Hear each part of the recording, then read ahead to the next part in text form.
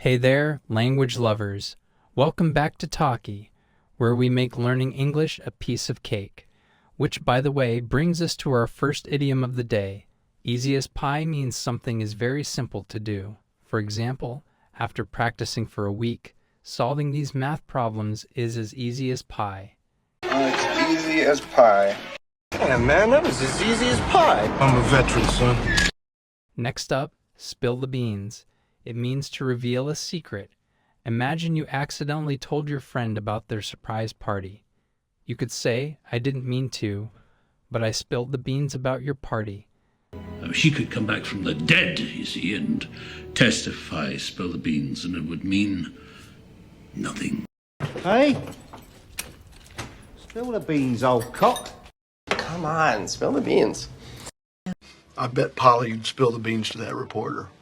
Bite off more than one can chew is about taking on a task that's too big. Like, I promised to bake 100 cupcakes for the school bake sale. I definitely bit off more than I can chew. And the cash that I need, man shouldn't bite off more than he can chew. And I know from bitter experience that if you bite off more than you can chew, you'll feckin' choke.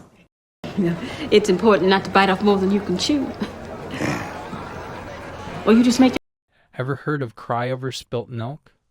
It's about being upset over something that's already happened and can't be changed. Yes, you dropped your ice cream, but there's no use crying over spilt milk. Can't cry over spilt milk. Having a full plate means you're very busy, like I'd love to help with your project, but I have a full plate this week. Listen, ma'am, I have a full plate of activities tonight, not to mention a pesky Grinch who has kidnapped Mrs. Claus in an attempt to make my life miserable. In a nutshell means to summarize something concisely. So you're moving to Canada, adopting 2 dogs, and starting a new job. Wow, in a nutshell, you're beginning a whole new chapter. In a nutshell, it's it. The American people are turning sullen. Okay, that's it. In a nutshell. In a nutshell, I hate my brother. So in a nutshell, you're following me down here to settle a score? That's Thomas in a nutshell. Then we have out of the frying pan into the fire. It's when you go from a bad situation to one that's even worse. Leaving my job without another lined up was like jumping out of the frying pan into the fire. Out of the frying pan and into the fire. Bread and butter refers to someone's main source of income. Teaching guitar lessons is my bread and butter. Our bread and butter is falling like a shit from heaven. Why don't we, get back to our bread and butter? Let's talk. Talking to people, getting information out of them, that's the bread and butter of the trade, but never my strong suit. Feeling a bit envious? Sour grapes is when someone pretends not to care for something because they can't have it. He says he didn't want to win the contest anyway, but that's just sour grapes. That sounds like sour grapes. Very unbecoming. Dirty shame. Sour grapes. Oh, Stella, that was just sour grapes. Hey, sour grapes this man. Guys. And finally, cherry on top.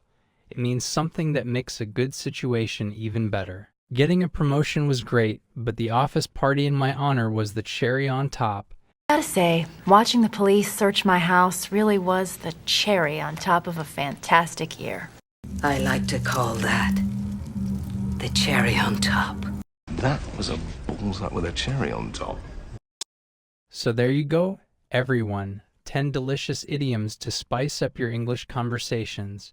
Remember, practice makes perfect, so try using these idioms in your daily conversations or writing.